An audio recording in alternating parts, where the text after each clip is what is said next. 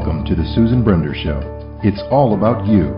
Featuring shows on health and wellness, the performing arts, politics, and people who inspire you to be your very best. And now, here's Susan Brender.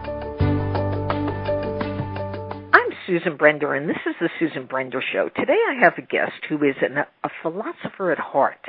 She spent her entire adult life fascinated with the inner workings of the human psyche. In quiet moments, her thoughts inevitably landed on ideas about spirituality, emotional makeup, and the negative patterns that she found in herself. Now, today my guest is Joyce Schafer, who has so much to tell you about relationships. So I want to welcome to my show Joyce Schafer. Hi, Susan. Thank you so much for having me. I really appreciate you inviting me on your show. My pleasure to have you. Now, we just talked about your being a philosopher at heart. Mm-hmm. Define that for me. I mean, not everybody can say that they're a philosopher at heart, but what does it actually mean to you? Well, for me, it just means that I've always kind of been wired to want to understand the deeper meaning of things. So, not just kind of live life on the surface, but understand the whys of things. Right. So my mind has always been one that really questions everything. So if I found myself in a negative relationship pattern, which I did, then my wiring is all about really getting to the root of it. So that, for me, that's what that means, is just kind of digging deep and creating a self-awareness that can be used to transform some of these problems. Now, you just mentioned that your relationship was, it sounded like it was a negative relationship, but I know that today 50% or more people get divorced. Mm-hmm. And, it's a very time for a lot of people because technology has taken over so many things. So people don't get together like they used to. It's not face-to-face anymore. It's all done on the computer. Now, if you would tell us a little story about you, I would be very appreciative. Okay, sure. So I guess I'll just briefly start back about 20 years ago, and I took my training as a life skills coach. So back then, and I live here in Canada, so back then that program was all about helping what I would call like multi-barriered individuals, people who are incarcerated, like offenders, understand what the emotional root kind of cause that was underlying some of these negative patterns that found them, that landed them in unfortunate situations. So I took that training and used it on myself, basically. So it was my counseling model that I co-developed with Dana DuPont is all about emotional awareness.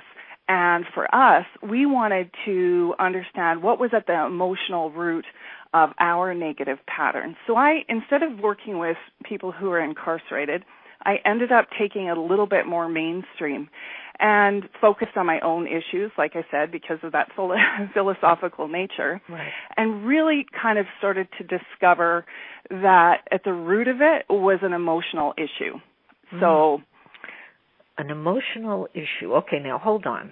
Let's talk a little bit about that. Okay. So you mentioned that the root of most communication problems are in relationships. Again, I want our audience to understand when you talk about problems in relationships, give us an idea. What problems arise? Okay, so when couples come to me for help, they all describe the same thing. So they have these one or two really difficult and hot topics. So whether it's intimacy, whether it's money, whatever it is, they all express having these really challenging topics that they can't communicate through, that they can't resolve. It's like, they're speaking different languages and they can't come to this resolution and resolve the problem. And so what I would say is at the root of that is emotional issues that were formed long in the past, long before each of them knew each other. I always say that we're all a little bit broken long before our partners show up. And what happens is the relationship by nature and how relationships are designed are actually designed to pull up our hurts, pull up those unresolved emotional issues for us to look at. Now, what happens with these couples is that they're confused in the idea that they think it's their partner that's the problem, when really it's the emotional issue that's being triggered by the partner and by their relationship. Does that make sense? It makes a lot of sense. Let's just deal with your mantra. You say in your mantra, show me what I need to see. Right. Now, explain that again. Okay, that's a really good question. So for me specifically and personally, that mantra was kind of born out of my divorce. I was pretty shocked by the divorce, and so I was really thrown by it. It was an extremely difficult time. But again, because of my philosophical nature, I wanted to know, what in me created that? Because I had a history. This was like relationship number 3, and there was a pattern. I had, been attracted to alcoholics who ended up cheating on me. So that was a pretty clear pattern, and I knew, the common denominator here is me. So that mantra is like, okay, show me what I need to see. What is going on within me that created this problem? Because I know that, I was 50% part of that problem, in the way that what it came down to in the end was recognizing that my own unmet emotional need to feel like I was good enough, that feel like I was lovable and important, kept playing out in the form of me attracting these men who could never give me what I needed emotionally, which was that proof that I was good enough. But I kept doing that. I kept, choosing one after the other. Please, you show me how I'm lovable and good enough and important.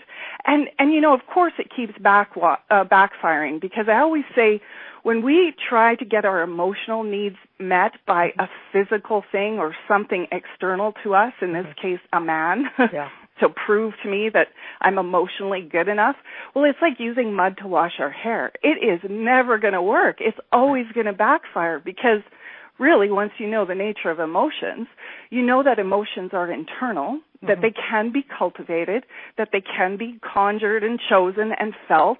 Right. And in that way, we always talk about, empty cup versus a full cup. Right. Well, I was an empty cup, needing these men to fill me up and make me feel good about myself. Well, that was ridiculous. And I look back now and I see that really was ineffective. It really was like using mud to wash my hair. And so in the end, this whole counseling model that we developed was really about using those problems, those patterns, those challenges to, get clear about what I was doing emotionally, how backwards of an idea I had in terms of trying to get to an emotional place through these external or physical means.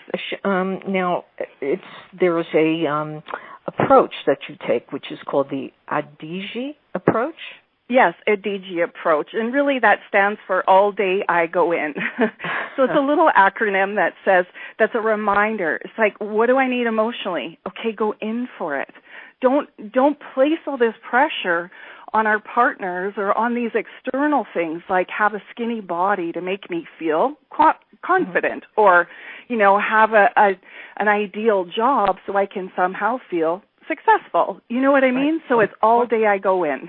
Yeah. Now, you say that the ADIGI approach isn't a complicated philosophy. It's quite simple. But, when people are facing divorce, when they're facing all kinds of emotional issues because of the divorce, and their children also are participating in this real problem, does the ADIGI approach really help them? It's actually what I'm seeing the thing that helps them the most. And I always say it's simple, but it's not always easy. And that's where the couples come, and they're so frustrated. They're so spinning their wheels in these hot topics. And it's because they're expecting their partner to make them feel better, like I was. And the reason why they can't communicate through it is because they really don't know what dynamic is at play here. They really don't know that that's their wiring, that's their expectation, and how ineffective it truly and in fact is. So when I'm working with couples, again, it's about using those really triggersome hot topics and help them kind of point to, okay, what it is, help me see what I need to see, right? Help them point inwards and say, well, what are you needing emotionally from your partner if they were to do this thing, or if they were to be how you wanted them to be? We always say, like, if you take a magic wand and you could wave it, what would you want it to be like? And then we take it a step further and say, okay, then how would that make you feel? Right. And then we say, okay, cut to the chase. Go to that.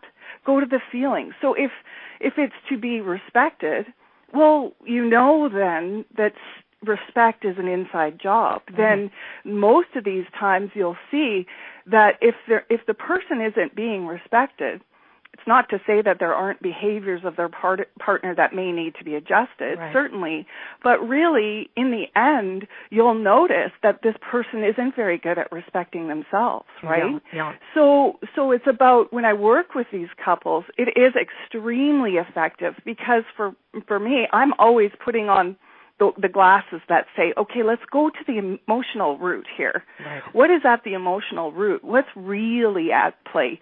Because people always just kind of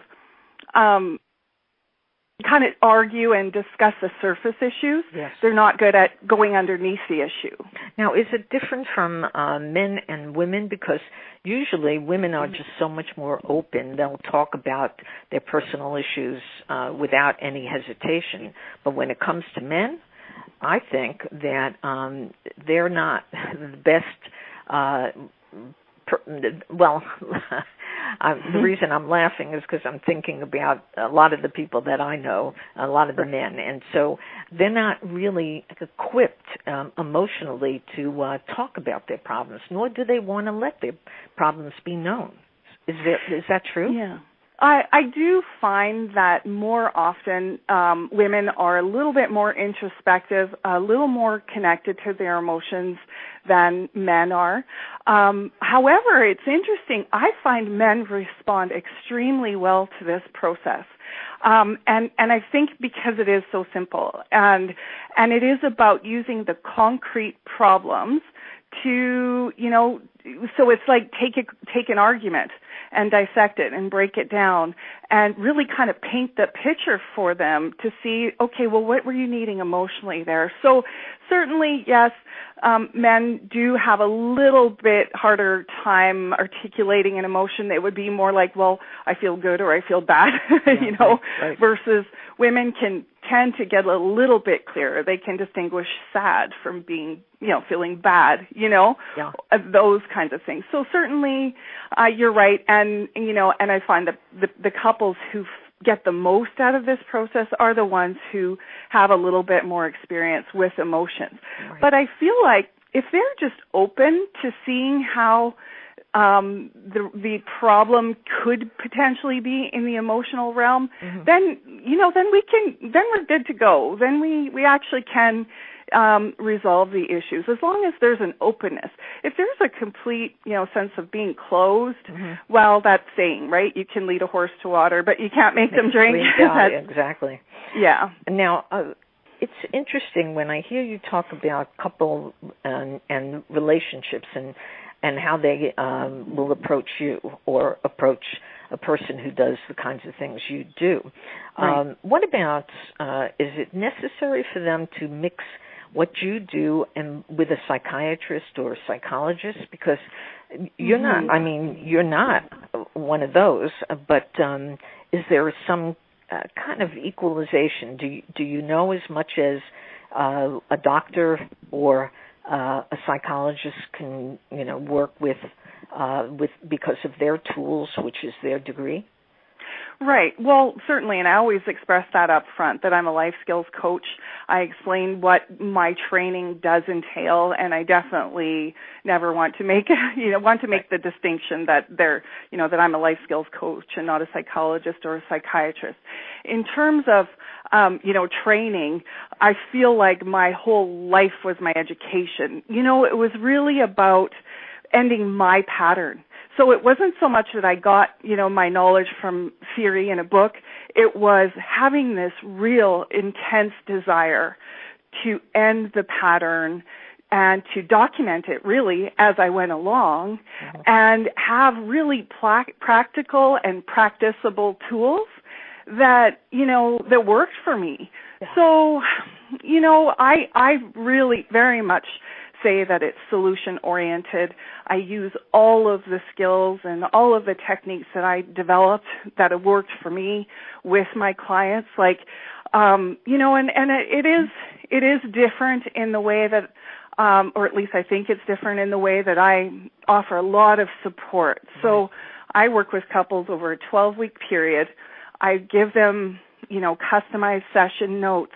In between the sessions, I'm actually available to them over the phone if they need to, if there's a hot topic that comes up. The other day, just Tuesday, I guess, I had a 3-way conversation going with one of my couples, and I feel like because those are the teachable moments. So my approach is very much about, trying to be solution-oriented and just use things that I know have worked for me. So, would a psychologist know more than me technically about, say, the human psyche? Right. Probably. I'm not going to dispute that.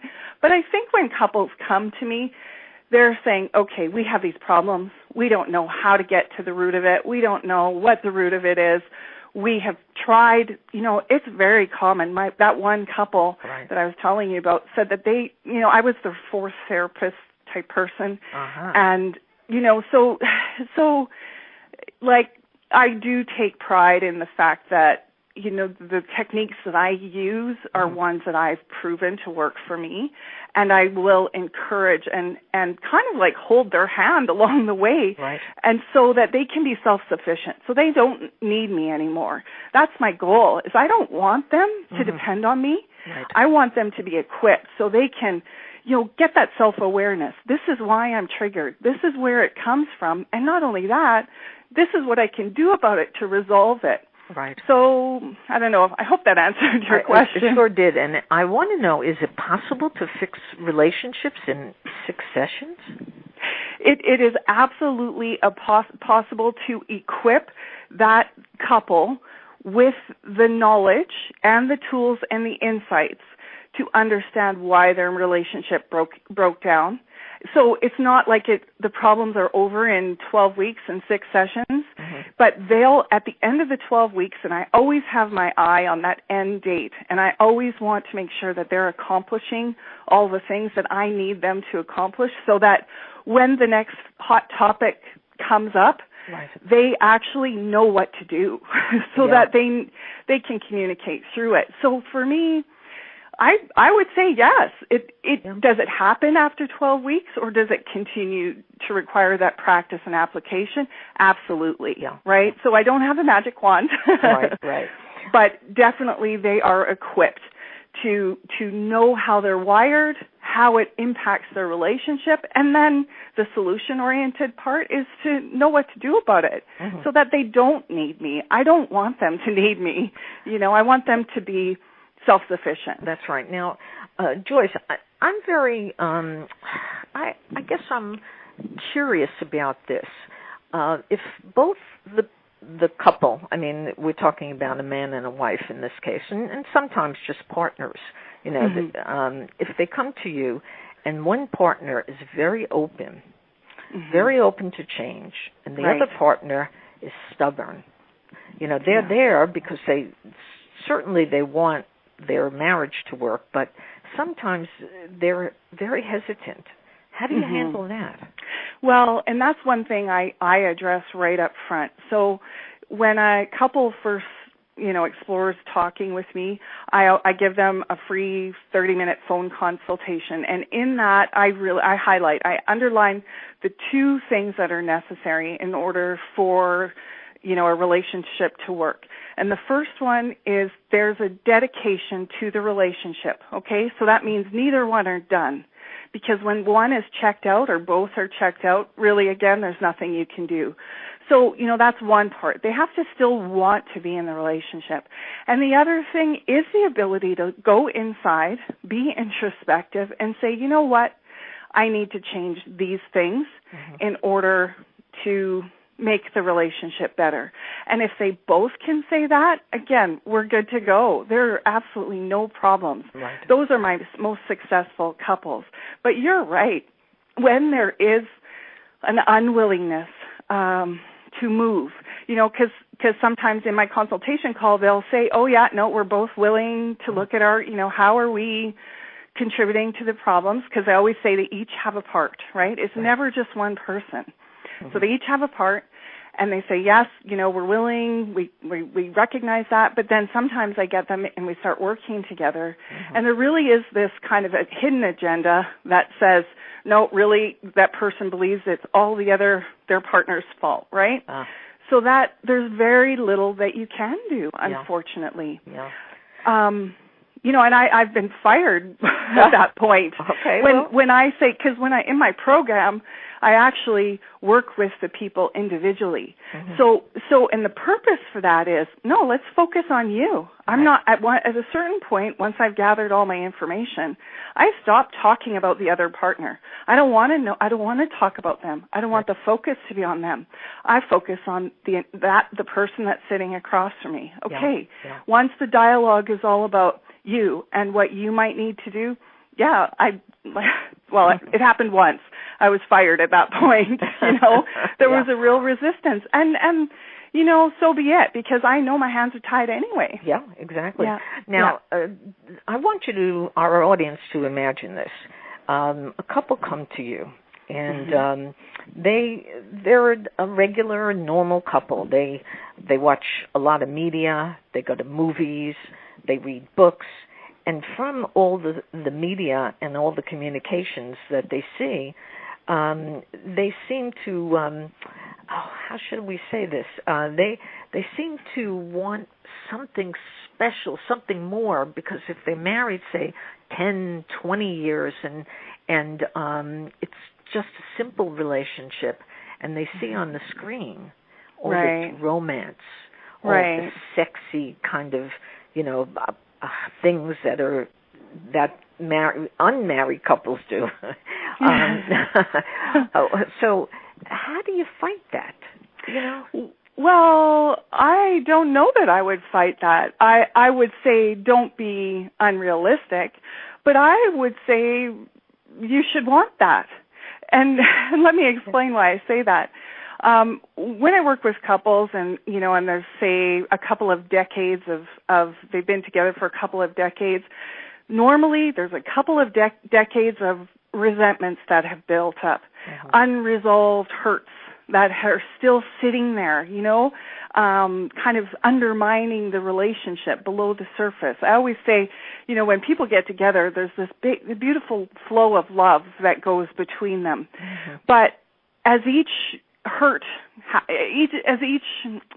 things happen and things are said and things are done and there's hurts and resentments that get built up and don't get resolved, I picture it like this. It's like with every resentment, it's like taking a rock and putting it down on the path that eventually turns into a wall that blocks that flow of love. Yes. Okay? Yes. So I feel like all of that distance, emotional distance that occurs in marriages isn't necessarily from complacency or that their partner is no longer exciting. It's from the resentments. It's from the hurts that haven't been resolved. Because one thing that I have recognized is that the majority of people really are quite ineffective at communicating. Yeah. So when there is a problem, the chances of them resolving it fully getting back to that really loving and intimate place again is pretty slim. Mm-hmm. So in my own relationship, I kind of have an indicator. Right. It's like when we know an issue is resolved, mm-hmm. we're feeling really close again. And, to be honest and blunt, okay. that's when we want to make love again. So I use that as an indicator. Are we clear here? Are we done here? Or is there more I need to express? Right. So I truly believe that beautiful, intimate, close kind of relationship is possible, especially it's good for young couples who get together who if they are skilled in communication and use that kind of emotional intimacy rating as a factor, right. They can keep that love for many years, And for people who've been together for a long time, really helping them resolve those hurts and communicate effectively, that can be restored. Yes. Well, my guest today has been Joyce Schafer, and if you listen to her, you can really recognize that she is a very, very interesting person who's done a great job. She has something called the Adhesia approach, and if you want to get in touch with her, how do they get in touch with you, Joyce? Because you can give them a lot of great philosophy and help them a lot. Okay, so I have a website, and it's basically my name, but I'll spell it out. So it's Joyce, Joyce, and there's a hyphen, Schafers, so SCHAFERS.com. And on there I have some free stuff. So there's a little ebook that I've written called The Cycle of Unresolved Emotional Pain. It kind of, pinpoints all of the kind of how relationships kind of go off into the ditch and why. So that's there free. There's also a relationship health quiz that you can take and see, is there some unresolved emotional pain kind of wreaking havoc on my relationship? So that's there as well. But my email address is there. It's support@joyceschafers.com. And of course, all the other contact information that you might need. Yeah. My guest today has been Joyce Schafer, who has a great amount of information to provide you with, and she is the most challenging person that you could deal with because she knows much. So I want to thank Joyce Schafer for being on the Susan Brender Show. Thank you so much, Susan. I really appreciated you having me today. Thank you for listening to the Susan Brender Show. To be a guest, email sebrender@yahoo.com.